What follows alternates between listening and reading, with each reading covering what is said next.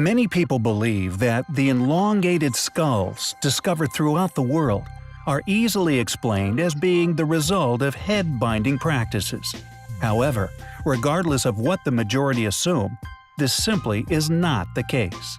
Not only are there many skulls which display no evidence of past head-binding, but there are far more compelling and perplexing examples, which, it seems, mainstream academics have become rather versed in the technique of avoiding having to explain. Remains which may indicate where these past practices originated from, the root of inspiration for many ancient tribes found around the world. A highly intelligent, mysterious group of ancient beings, who these tribal copycats may have been attempting to replicate, practicing head-binding techniques to gain their highly advanced levels of intelligence. Within present-day Peru, numerous astonishing archaeological discoveries have been reported over the years.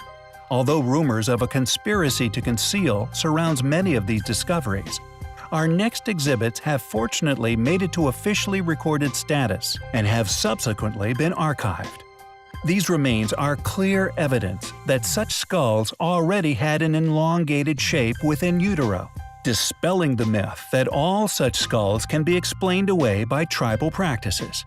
Moreover, a rather unfortunate reality to realize is that this evidence of genetic characteristic has been widely known within the academic communities for over 160 years.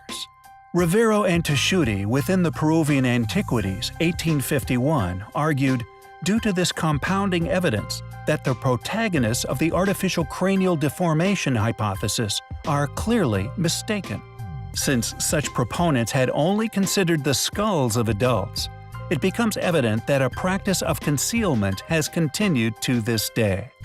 Peer-reviewed papers, largely distributed and published in numerous academic sources, are not only deliberately incomplete studies, due to the absence of these proofs within their conclusions, but clearly demonstrate a deliberate ignorance of the reality these skulls represent.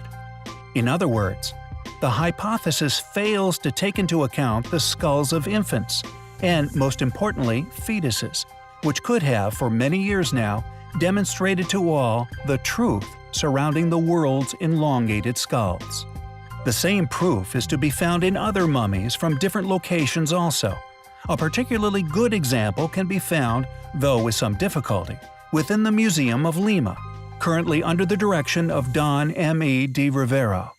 The evidence of elongated skulls present in fetuses and children has led to such characters as Rivero and Teshuti, Bellamy, Graves, among many others, to conclude that these skulls belong to an ancient race of people, a race who left their legacy of advanced influences upon the native population. Was this the origins for the practice of artificial cranial deformation? We find the evidence to be highly compelling.